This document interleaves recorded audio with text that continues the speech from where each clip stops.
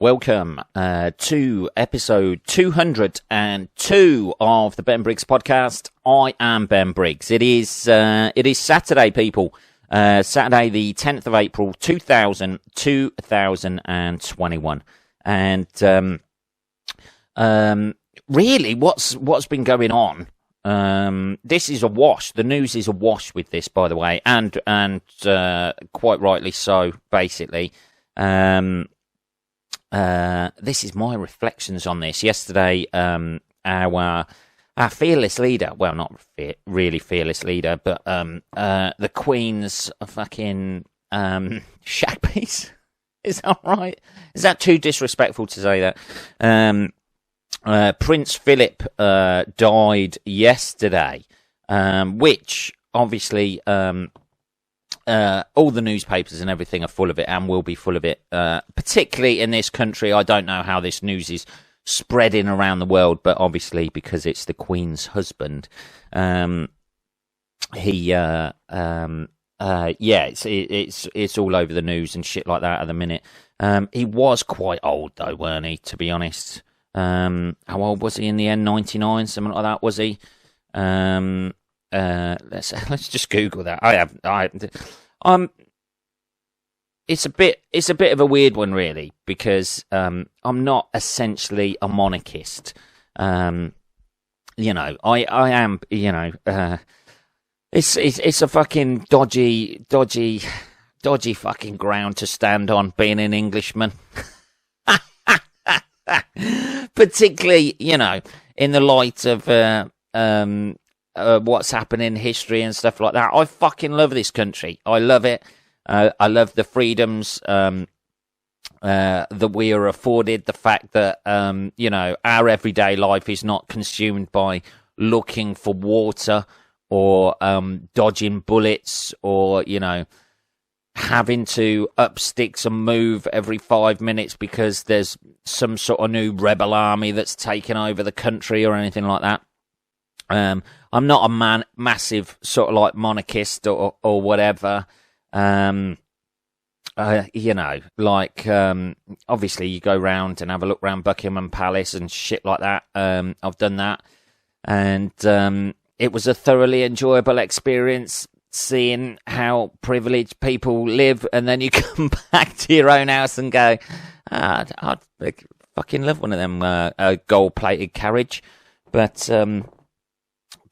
there you go. Let's have a bit of coffee before we start this. We're on coffee today, by the way, people. I need a bit of a boost, I feel. There we go. So Prince Philip died yesterday. We still haven't managed to. I'm going to have to Google how old he was. Sorry about this. 99, yeah. So he was 99 years old. Died yesterday. No massive shock. Towards the end, he was starting to let it slide a bit when he. Very much so at the end. I thought he looked very much like the Emperor from Star Wars. He just got to look more and more fucking evil. But everything's coming out in the press about what, this is what happens within the British press with, somebody of his celebrity status and his sort of like status within the country. They'll fucking slag them off when they're alive, and then like when they die, everything's awash with, how great they were and how great things they did and things. I'd do a lot more for charities and shit like that if I looked at my bank account and went, okay, I'm never going to have to work again. What shall I do? Oh, I know, I'll go around visiting people and shit like that and set up my own, I never did that, by the way. I never did the Duke of Edinburgh Award thing. It was always the fucking geeks at school. It was always the geeks at school who did that. People who didn't really fancy going in the football team or stuff like that, and then they, you need some sort of achievement to show that you exist as a teenager. Hey, are you a lonely teenager? We have just got the right thing for you, baby. the Duke of Edinburgh Awards. Learn how to abseil whilst forgetting about the bullying you have at school. So, yeah, it was all of that. There was a few funny bits that come out about it. Obviously, it's quite a big thing in this country, our royal family and that. Been going on for generations and shit like that, and they just seem to sort of like, they seem to multiply. That I always find it weird when sort of like you have the William and Harry thing, where obviously they always have a backup, don't they? So Harry's the backup if something horrendous happened to William, and then he slots into that slot, but he seems to be going the other way a little bit. But I always find it weird how, those two are brought up together. They're both princes. One's going to be king, one's not. And then they start having kids, and then you just see the lineage just diminish. Their kids and then their grandkids and that sort of thing become, just... They were so close to being...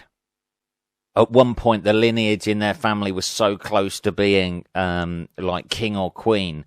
And then suddenly they become, just a guy sitting on, couple of generations down the road, they're just like a guy who went to Eton who blew all his money, who's now sitting on a park bench, quoting fucking Chaucer. I always find that interesting when you see like how distant people were and how their line could have got like in charge at one point. But anyway, there's some quite interesting bits that have come out in the press, actually, some quite funny bits, because notoriously they're calling them gaffes now. That's what they're calling them. Prince Philip's gaffes. He was a lark when he come out with some, he made a few naughty gaffes. Did he? Or was he just massively fucking racist? I'm going for the latter there on some of the bits. I remember one of the things that came out was like he was in Scotland, and he was at a driving centre or something like that, and said, "How do you keep the locals off the sauce long enough to teach them how to drive?" I mean, fucking hell, man. You've got to be a certain level, haven't you? So detached, so posh, and just so detached from normal people that you come out with that shit. There's some here. I pulled some out of the paper, actually. Let's have a bit of coffee before we start this bit.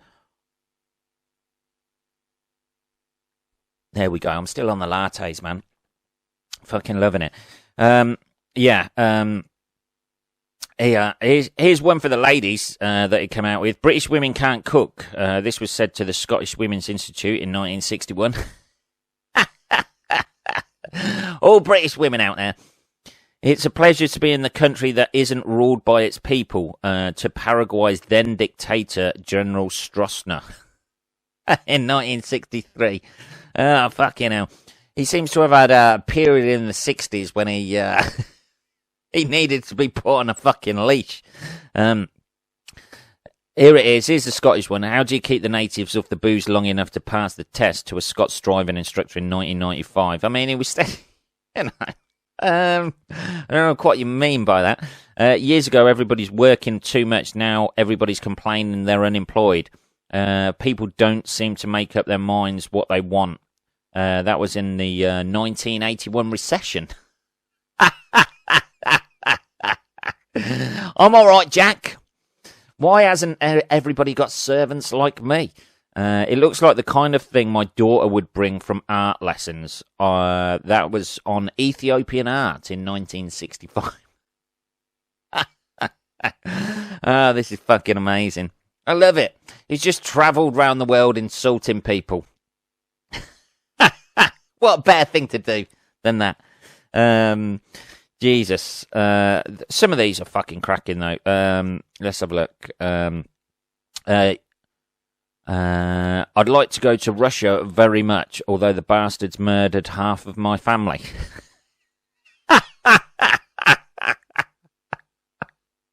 He said that in 1967.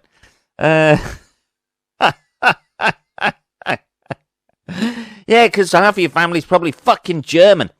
Jesus. What do you gargle with pebbles? He said that to Tom Jones.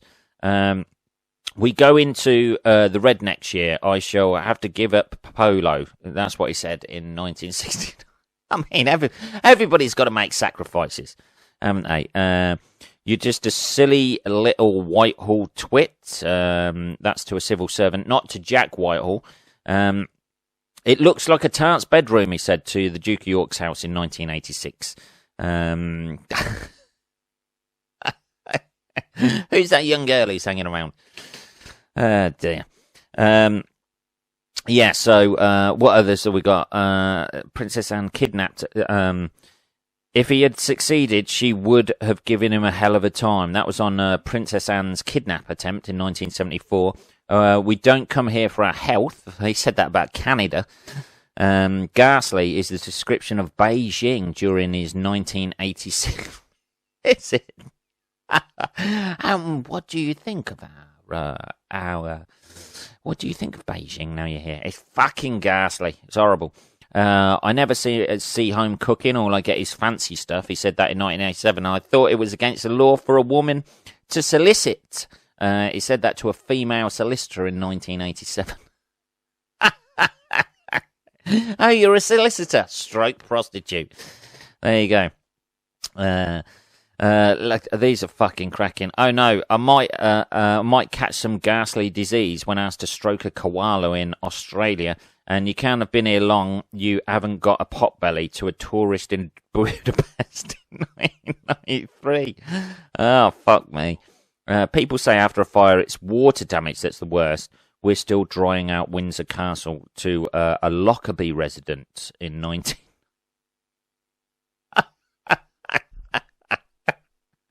Oh, I mean, fucking hell.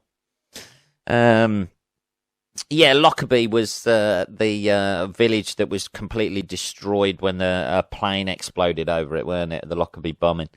And fucking hell. Jesus. I mean, yeah. I mean, there's a certain amount... I know all white people, guys. Hey, guys.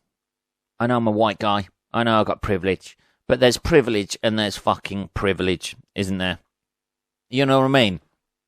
That's a fucking another level, you know. It's another level of detachment from... It's Illuminati shit, isn't it? When they're at that sort of, you know, level, trying to go around. And I know it couldn't have been an easy job. I wouldn't want to sit there and, you know... Every single country you go to, you got to watch their local dance, and you got to speak to people. It's one of the many reasons I haven't married into the royal family. I mean, it must have been tedious. I mean, sometimes you look at those statements and you just think, he must have been doing that just to fuck with people. They must do that. They can't, you know. You'd go insane, wouldn't you? If you're sitting there for 2-3 hours at a time at every native dance kind of looks the same, doesn't it? I know, you know,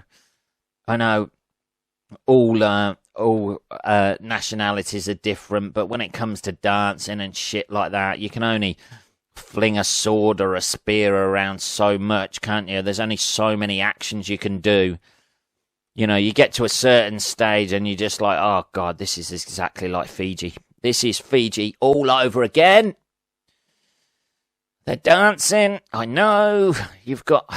I know it's some sort of a war dance and that, but we damn well kicked your ass and stole your country. I bet he's still got those little thoughts in the back of his head. I mean, what do you expect, though? He's fucking old. He was born in 1921. You know, you can't expect him to be the most liberal sort of like, you know, laid back sort of, you know, guy. And it must get tedious doing that. But, you know, you have that payoff, don't you, by the fact that, oh, God, I bet he looked at it like that, like we look at a Monday morning going into work, a Sunday night. Oh, fucking hell, man! I got to fly to the Falkland Isles and speak to people over there. That's what how we all feel on a fucking Sunday evening when you're looking at your clock, going, "Well, if I stay up and watch another episode of this at 11, that gives me what 6 hours sleep. 6 hours sleep is the same as 5 hours sleep. I could probably." Probably watch 2 episodes now, and then the next minute it's 2 o'clock in the morning, and you're like, "Oh fucking hell, I've got 4 hours to go till I've got to get up." Let's have a bit more coffee. So Prince Philip's dead. That's the crux of the situation. A businessman, Atul Patel. This is one. Here we go. To a businessman, Atul Patel, at an Indian reception 2009. There's a lot of your family in tonight. I mean, what the fuck do you say to that? We're not actually all related here. Well, I thought, just because of your general complexion.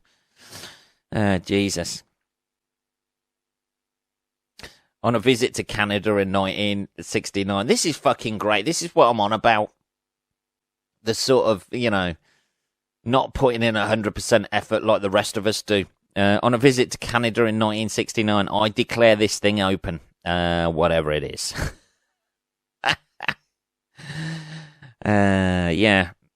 1986 to a Briton in China. I mean, how can you not think, did nobody pull him to the side and just go, I'm not too sure about this comment.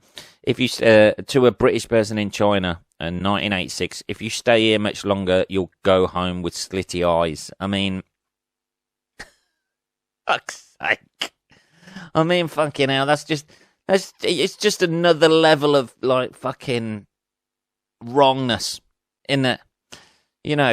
He's just got no. Why would you think that? B, there's a certain amount of privilege for thinking that in the first place, but it's a whole nother level up there that most of us will never encounter in our lives of privilege, where you actually say that to somebody. What a fucking idiot. Dear. So that's the main thing that's been going on within this country, and obviously it's all over the press and shit like that. Obviously the press did publish some bits there that I had to say, but fuck me. Jesus. I mean, some of these bits, on the Jubilee visit in 2012, I would get arrested if I unzip that dress to a woman. Jesus, fuck me. That was 2012, that. Not that long ago. Still doing it. I'll just say what I like. Fuck it. I'll just, the entire thing where it's not even in his brain to not say that. I mean, I know he's meeting thousands of people a year, and it must get fucking tedious and boring. But I don't know. It just made me laugh, some of those bits, man. Just how it's just so detached from, the reality of people's lives in this country. The whole royal family is, you know what I mean? But they don't. They try to ingratiate themselves, don't they, with the public and things like that. It's like a posh kid going to a rough school and, trying to talk, street, in it. They're essentially like Michelle Pfeiffer in Dangerous Minds. Jesus. Fuck me. But there you go. Anyway, it just made me laugh, some of those bits. Bit more coffee there. Let's finish it off. Anyway, there was also another death this week as well. I know. Sorry to do this, but this was It was a bit of a shame, really. Like Nikki Graham, who was she was sort of like one of the first Big Brother. I think she was either on the first Big Brother. I'm sure she was. I remember her anyway. Nikki Graham, Big Brother. I'm sure Big Brother series. What series was she on? It was Big Brother Canada. No, she was on 7th series of Big Brother. Okay, so it must have been like when Big Brother was still. I thought it was the first series. When was the first series of that? That's when that Scouse guy, Craig. Hey, Craig! Won it, didn't they? With Nasty Nick. Where somebody actually. Somebody who had the forethought, that Nasty Nick, to play games like it was a game, and then they exposed him like it was like the worst thing that's ever been done in the history of television. When it. So when was the first series of Big Brother? Was it 2000? Big Brother. It counted 40,000 people after 34 days. Oh, God. Jesus Christ. Why can't they just fucking give you the information? You know, there's. I'm looking at the internet, getting annoyed with it, going, there's not enough information on here. Big Brother. Player members after Big Brother. Oh, yeah. First series of Big Brother. 2000. What's that, 21 years ago? Jesus, man. Doesn't seem like that. Anyway, yeah, he was the first person to see it as a fucking game. When all of these celebrity fucking, you know, and now they're promoting shit like this with like the Circle and things like that, aren't they? Where people pretend to be other people, you know, and play them off against each other. And he was the first one to see it. But anyway, Nikki Graham was on the 7th series. You sort of remember her because she was kind of like. She was like a little brat sort of character, but she was always. It seemed quite vulnerable as well. She reminded me of like the Queen out of Blackadder. Queenie out of there. She was sort of like childish, but also like aggressive and bratty and stuff like that. But she's died. Death has been confirmed as anorexia, but it was at a height. It was sort of like the height of the Big Brother thing. 7 series in, it was going well. You know, everybody who was on Big Brother at that point became quite famous afterwards. It was like the Andy Warhol sort of like famous for 15 minutes sort of thing. And she seemed to become like a real victim of that fame. You know what I mean? Although she was a little bit bratty and stuff like that, she always seemed quite vulnerable. And she became like, I don't know, like she always seemed like the first sort of like of that Big Brother ilk, like a real victim of that fame and the press, and you know, being, you know, that's the whole thing about these things, like the whole thing that happened with that Nasty Nick and that. These people were normal people shot into the spotlight on this program. Yes, they went for it, but then they were just like hounded by the press afterwards. And she seemed to be like one of the people who they really delved into a fucking background and a life and that sort of thing. And it's a bit of a shame, really, because obviously she had a few mental health issues that were exacerbated by that. But like, she's only 38 years old, you know what I mean? And obviously developed eating disorders and shit like that as well. But it's always the same with that. They seem to, any of those people who are in Big Brother, the only one who has really sustained a career, I think, from that I know that Craig guy does the DIY bits. There's probably other people over the years, but there was the Jade Goody thing as well, weren't there? Where she became sort of like massive until she died or whatever of cancer. But they seem to sort of like gather everybody up, don't they? And go, right, we're going to make you into a caricature of what you really are. And you can be this caricature for a bit. And then suddenly they just get dropped after about 6 months. Nobody ever heard of them. They've been pursued and hassled for like 6 months after coming out of Big Brother, and then suddenly they get dropped and see you later time. Oh, you're not making us any more money anymore. See you later. Fucking brutal, innit? Andy Warhol never said that, did he?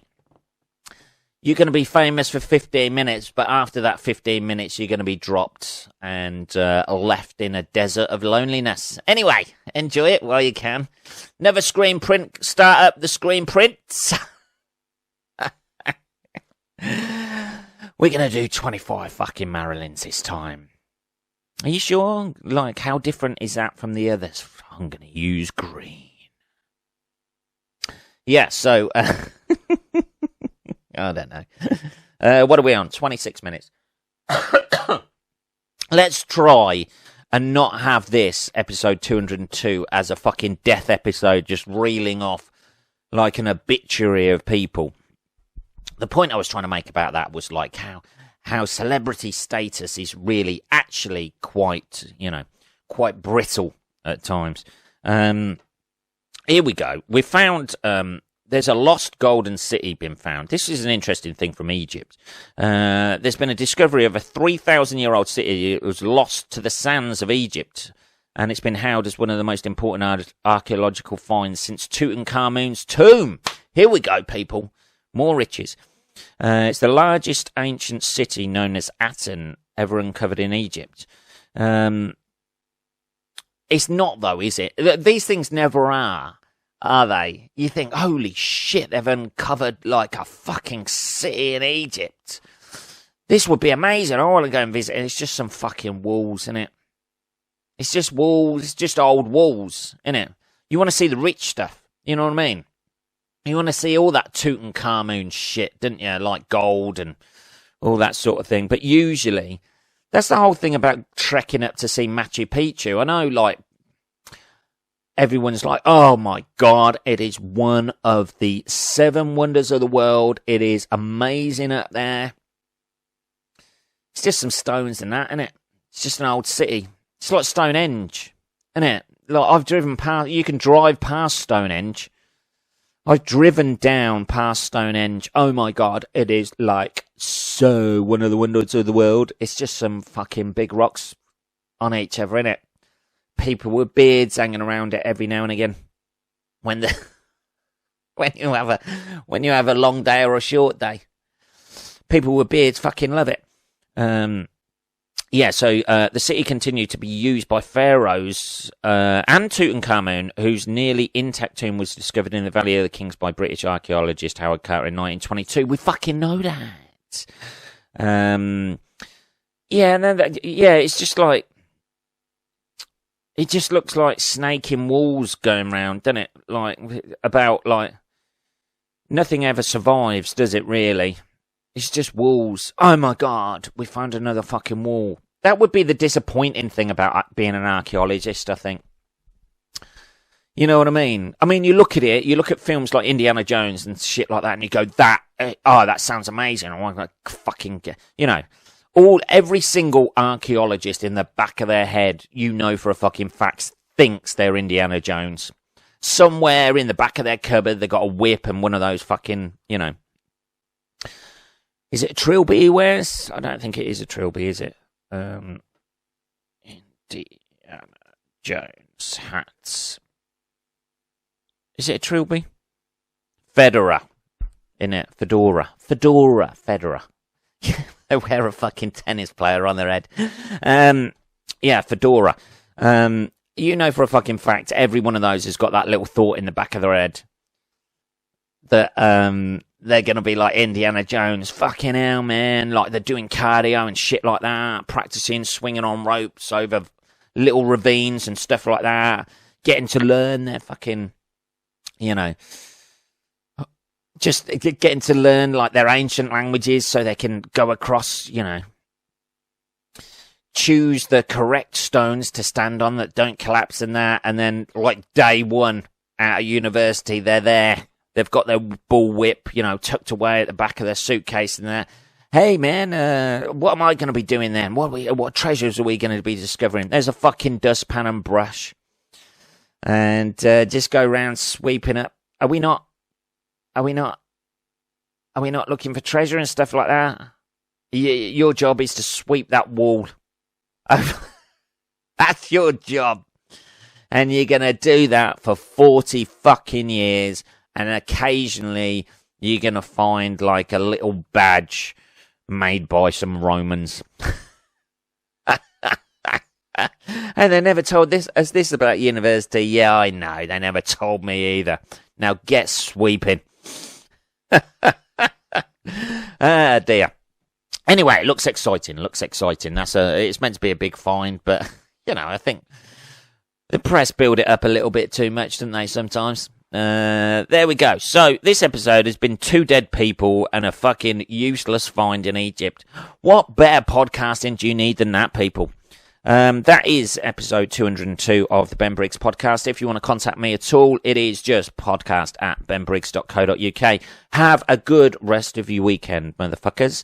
I shall speak to you on Tuesday. Take care.